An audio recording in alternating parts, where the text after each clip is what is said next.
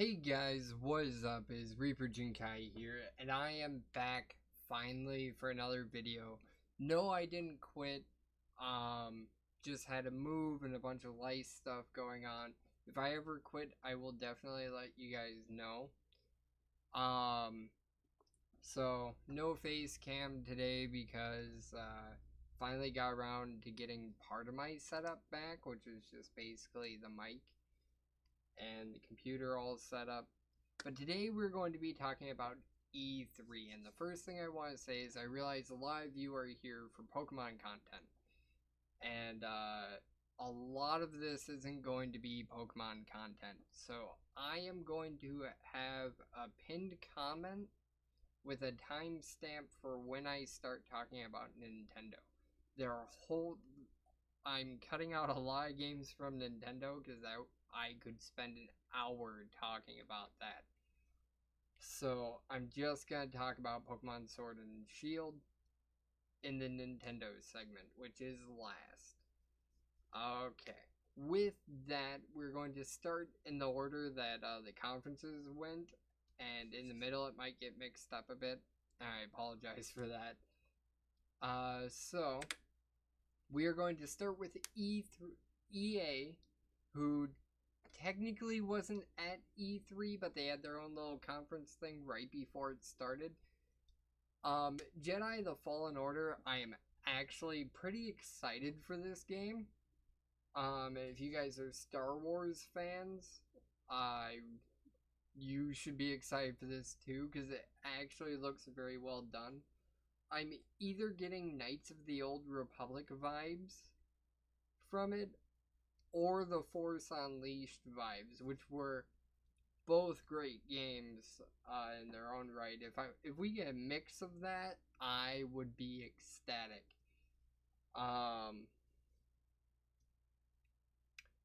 Other than that, they've shown some gameplay, and it does look more like Knights of the, or not Knights of the Old Republic, the Force Unleashed.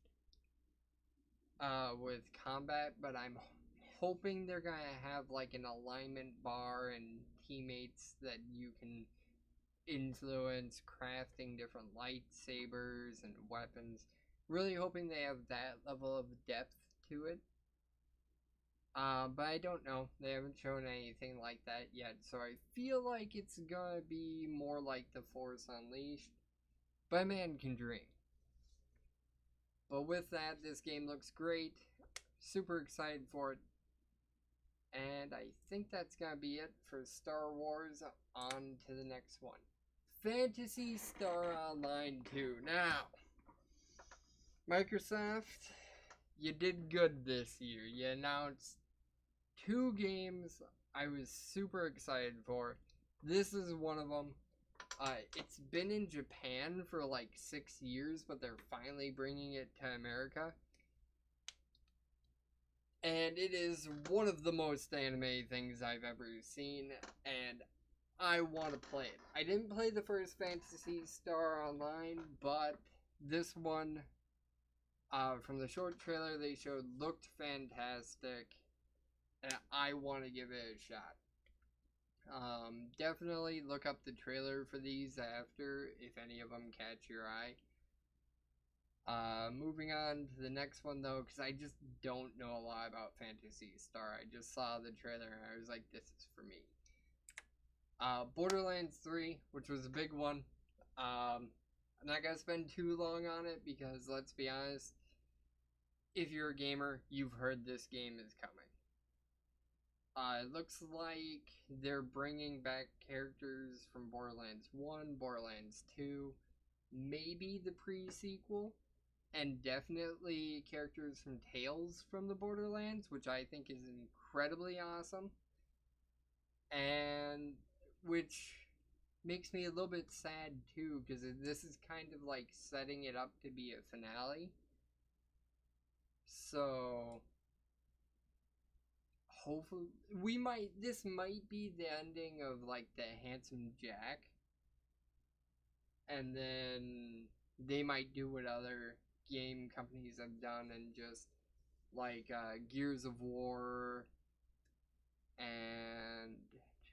kind of Halo, to where they'll wrap up the arc and then start up a new one. And I believe these were all the ones that... No, they have one more that Microsoft talked about. Tales of Arise. I saved this one last for Microsoft because I am so excited for this. I'm sorry for the horrible picture. It does not do it enough justice. But if you've been watching the channel for a while, you know I love Tales. I might not talk about it often, but when I do, I rant. I think the last E3 video, I ranted about Tales of Vesperia. And this, to me, this game was completely out of left field. I did not see it coming. I was actually talking to friends and it was like, I would love to see another Tales of game announced, but I know they're not going to do it because we just got one last year. And I was so wrong, and I've never been happier to be wrong in my life. When they were showing the trailer and they didn't announce what it was, I actually thought this was a Star Ocean game because the graphics were just so beautiful, and that's why I'm so upset I can't find a good picture. Anyways, Tales of games have always been one of my favorite type of game series, just because the story's always been super solid. The characters I've always liked them and loved their character development and how they change throughout the game. And the combat's just fun. It can be as simple as just hit the thing till it dies, or it can be as complicated as 300 hit combos, never letting the thing touch the ground. So the skill gap is huge. You can beat the game without doing these 300 hit combos, but if that's what you're looking for, you can also pull that off. I normally like turn-based strategy, but this is like the one exception for a full series. But with that, I really do not want to drag on about Tales because I can, but I'm not going to. So we're going to move on to the next game. And we're actually just going to talk about Bethesda for a moment. There is borderline nothing that this company can announce that I will be excited for. The closest thing is Doom Eternal, because it looks good, but it's made by Bethesda. And that's not saying Bethesda doesn't have good games. Because Bethesda does. They have the Elder Scrolls, they have Fallout, they're working on Doom titles. Like, Bethesda does have good titles. The problem is, if Bethesda didn't have these absolutely fantastic titles, their company would be dead. Like, and you can think of that however you want. That's my personal opinion. Like, with how consistent they release games that take 4 to 6 months of updates to be what they should have been at launch, like, that is insane. And I know everybody loves Skyrim. Don't get me wrong. I don't think Skyrim was a bad game. I can't say that when I had 1,000 hours on one character. But this is the best example I can give. Skyrim came out. That game was glitchy as hell. I remember opening up the gate to Whiterun and somehow being underneath it, and then taking like 5 steps forward and being teleported underneath Riften. The game was glitchy as hell. Now, multiple years later, yeah, you can put that game in and it runs mostly perfectly. But then when the special edition came out, That was glitchy again. How do you remake a game and put glitches into it? I don't understand. So, and now the special edition works fine as well, but they constantly release games that should have not made it out of beta. And in Fallout 76's case, that should have never left alpha in the state that we got it when we played it. Until this company releases a game that is actually complete at launch, I'm done with Bethesda. I love some of their titles. I hate how they launch them, because that is the quickest way to kill my love for a game.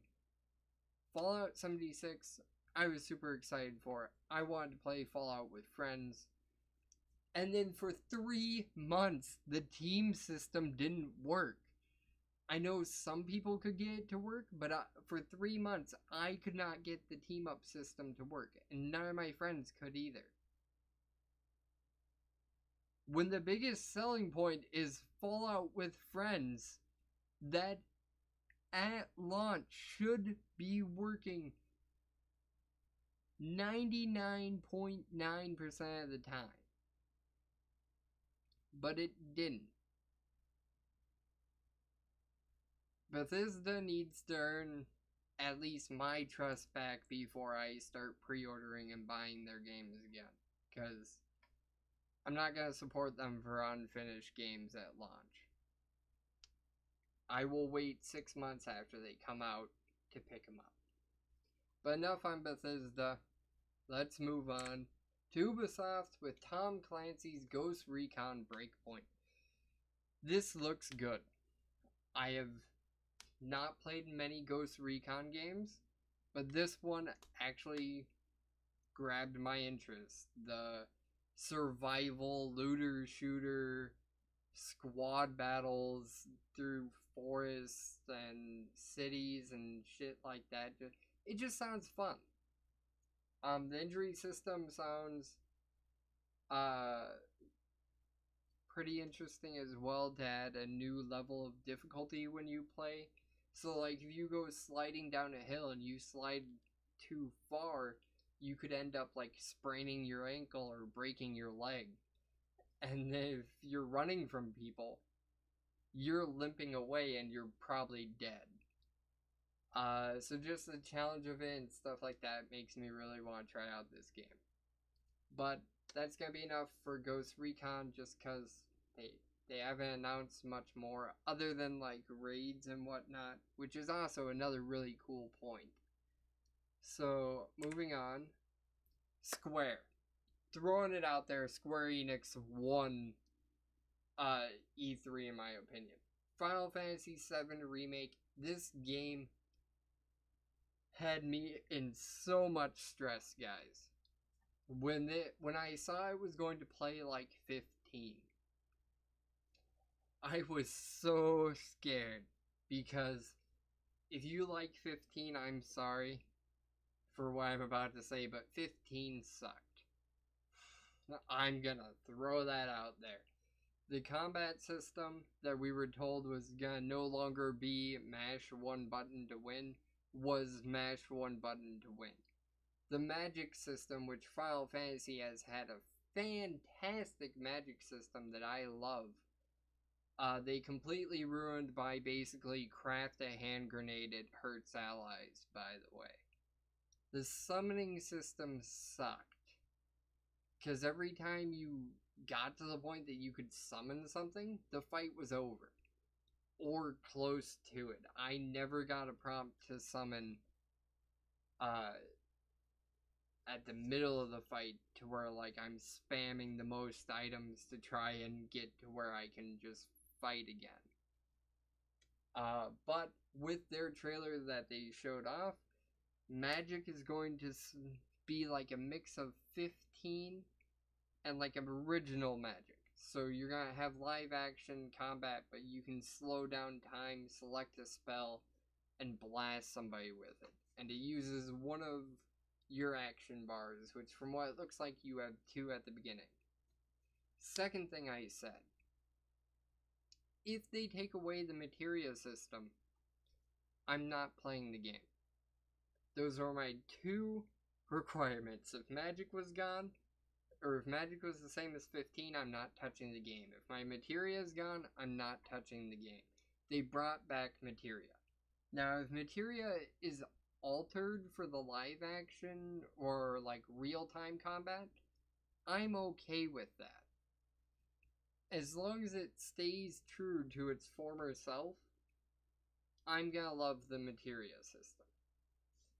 I think this is going to be a fantastic remake. So that, I'm just gonna be done talking about Final Fantasy VII because I was really excited for that. If you are a Final Fantasy fan, definitely check out the trailer for this game. It looks so good, guys. Moving on, Final Fantasy VIII Remake. They showed nothing on this game, but I want Leon. I want to experience this game, because 8 is one of the few I haven't played any of. So I'm excited for this. I know a lot of people say this is their favorite. My Facebook page was blowing up from friends excited over 8. So I'm excited. Want to play it. Just gonna leave it at that. Kingdom Hearts Remind. Now this is a DLC, so it's not a new game. It's gonna be a DLC for Kingdom Hearts 3, but Kingdom Hearts is another one of my favorite franchises. And from what they showed, this is basically Kingdom Hearts featuring Square Enix. If that doesn't make sense, let me explain. So Kingdom Hearts 3 was, I think, produced by like 3 or 4 different companies before Square got a hold of it. So Square got a hold of Kingdom Hearts 3 with like 70 to 90% of the game already completed.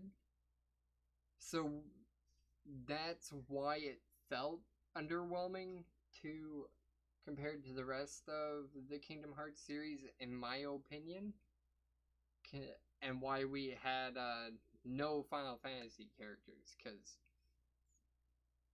Square wasn't there. Hard to have Final Fantasy characters without Square. So they're bringing back drive forms, which is amazing. It looks like they're changing some of the boss fights so that you play as different characters. Definitely confirmed more backstory and more things explained. So this is just, I describe it as like Kingdom Hearts 3.5. Kind of like how we had 1.5 and 2.5 that just filled in extra gaps and gave you a little bit more content. This is what this feels like to me, and that gets me excited.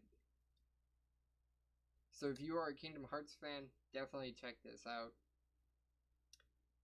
And with that, I think we are finally at Nintendo. We are. So Pokemon Sword and Shield.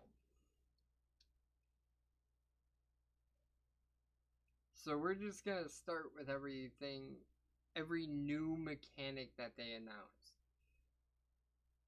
Let's start with Dynamaxing. Well, they didn't announce that at E3, but they announced it the week before. So these two are gonna be mashed together. So they introduced Dynamaxing. Dynamaxing, I think, is a cool concept, but I need to know more about it before I can give my own opinion on if it's a good feature or a bad feature. Like, things that we don't know for sure. Does Dynamaxing uh, give you an equal or greater stat bump than Mega Evolution? If yes, to like it gives you more, what's the point of keeping Mega Evolution besides the fact you can Dynamax one and you can Mega Evolve another? Maybe. 2. The moves get increased. How much do they get increased? Do they get increased by the power of like a Z move? If yes, do they have the secondary effect that like a Z move would throw out? Like what are we talking about? I need to know how these mechanics work. Cause like if it's a 2-for-1 Mega and Z move type thing for 3 turns, and it's just kind of replacing those other 2 features, I don't know how to feel. If it's a combination of both, but they're weaker than both, like the stat bump is less than Mega Evolution, and the damage is the same, but you don't get a secondary effect, or stronger and don't get the secondary effect, or just a little bit weaker, then I think it's a good feature. I don't want it to just like retcon previous things that we're used to and enjoy, but I also want it to be good enough that it's viable and we can use it. But at the same time, I don't want it to be so good that it's like use it or lose, if that makes sense. So I kind of need to know a little bit more how it works, where it stands compared to Z moves and Mega Evolutions and whatnot. Other than that, all I can really say right now is I think it's a cool concept. I just need to know more before I give my full opinion. Raids. That was another thing they announced. Oh my god, that makes me so happy just having non-PvP content that's multiplayer. And I know it's kind of like Pokemon Go in the raid aspect, but I think it will be better. Because you can actually pick what moves you want to use instead of tapping your screen continuously and then holding down to use a second move. The other thing I really enjoy about it is like if you get a raid group, you can pretty much set up what you want everybody to run. Like if you only get one Pokemon you get to take in there, it's like who's gonna be the healer, who's gonna be the tank, who's gonna run us offensive, who's running support, stuff like that. You get to work out a strategy with your friends for the best way to tackle every mon. The one mon Dynamaxing, I think that's, again, I don't know how good Dynamaxing is, but I think that's a good call because I don't think it's gonna be weak. Nor should it be. So, could you just imagine walking into raid, all 4 of you Dynamax? I think that would make raids a little bit too easy. So I do enjoy that one person gets to Dynamax. The new gyms look really cool. The 2 gym leaders they announced, I'm interested to meet them in game and battle them. Something I saw about the Wildlands on Facebook, actually, I must have missed it in the stream or something, but Pokemon had like put out a message that in the Wildlands there could be like thunderstorms, which would give the effect of rain and electric terrain, so that water and electric moves would both be buffed. I think that's a really cool concept to give us more weather conditions to play around with. And if you have a rain team,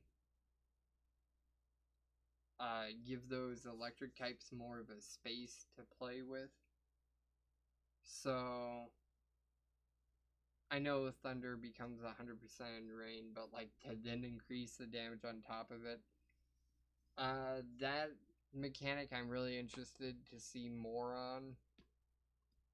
The new Pokemon announced, I think it's Corviknight's my favorite so far. The new Steel Flying type. I really enjoy the design of the Pokemon. I think it looks cool. It's like a 7'3" bird.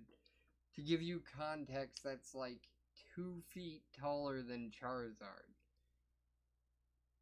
That's a big bird. The legendaries, I normally use them to pick what game I'm going to play. And as you see on the screen, this doesn't help. Pokemon Sword looks cool as an offensive Pokemon, but like Pokemon Shield also looks cool. It's a defensive Pokemon, which I don't use enough of, and I need to use more of. But other than that, their designs are pretty similar, which I don't think is a problem. I actually thoroughly enjoy it. So, trying to think if I forgot anything that Pokemon and that got announced for Pokemon, because I don't want to miss anything. The rest of the Pokemon released, I think, look pretty cool. I'm excited to encounter them and catch them. I know what I missed. I almost missed the biggest debate on the internet about Pokemon right now. So, if you guys are not aware, Game Freak and Nintendo announced that the National Dex is not going to be a thing in Pokemon Sword and Shield. If a Pokemon cannot be found in Pokemon Sword and Shield, it can't be transferred from a previous game, even using their new Pokemon Home feature that they're going to have. And I know a lot of their internet is very upset about this. I actually know some people who are talking that they're not even going to play the game because of it. And that is their opinion, and I am 100% okay with that. I think, personally,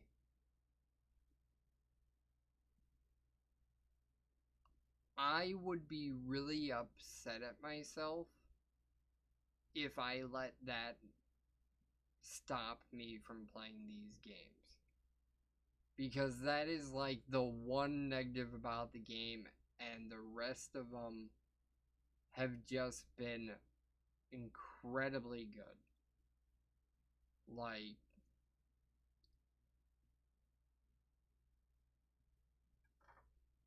well, like, everything they've announced has hyped me up. I want to get them. I want the games now.